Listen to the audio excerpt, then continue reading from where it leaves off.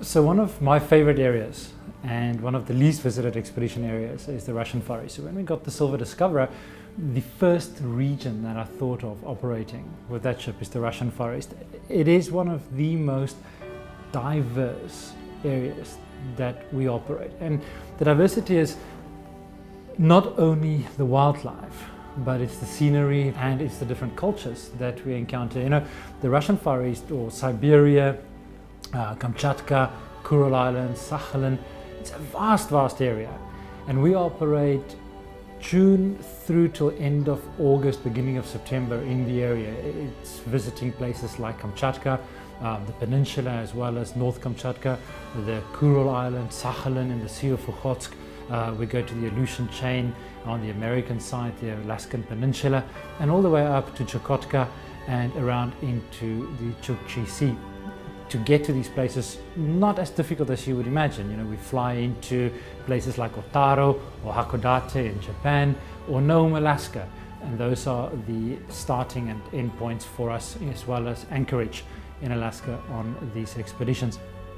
But it really is the diversity that attracts me to the Russian Far East. You know, from the Koryak people, the Chukchi people that we encounter at villages like Mainapolgino village or Ulan village, where we encounter the subsistence hunters. You know, the other day we came up to Ulan village, and we were the first ship to visit the village in probably about 4 or 5 years.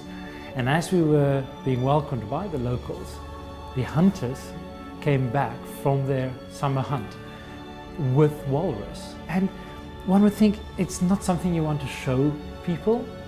However, it's so part of the experience, it's life. And it was a fascinating look into the life of these communities that we get to visit. But on the other side of the spectrum, the Russian Far East is also more commonly known as Siberia.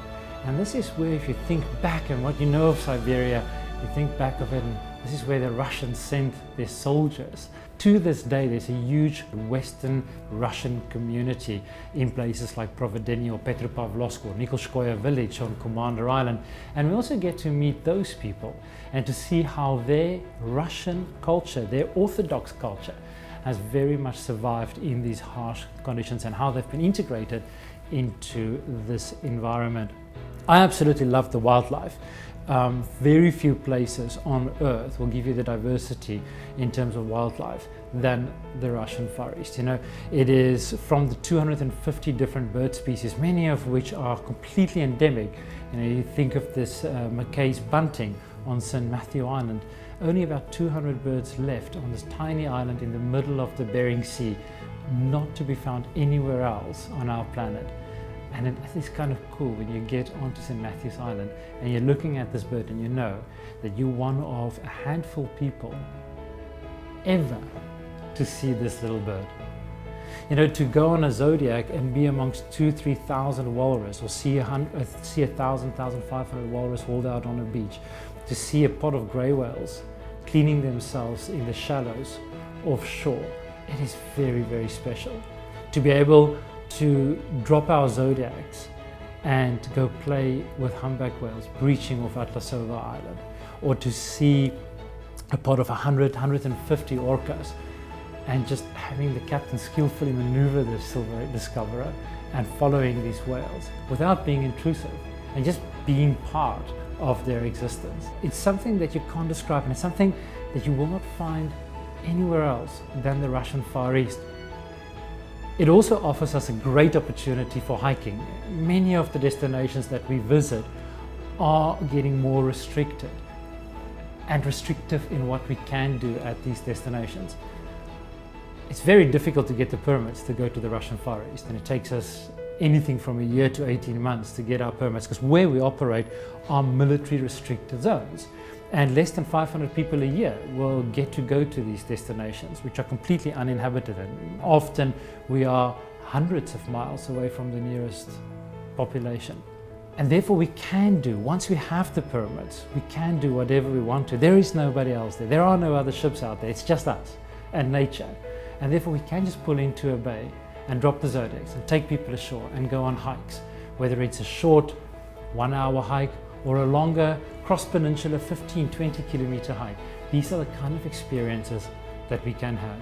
One of my favorite things to do in the Russian Far East is just to go into a fjord in the evening because the distances allow for it.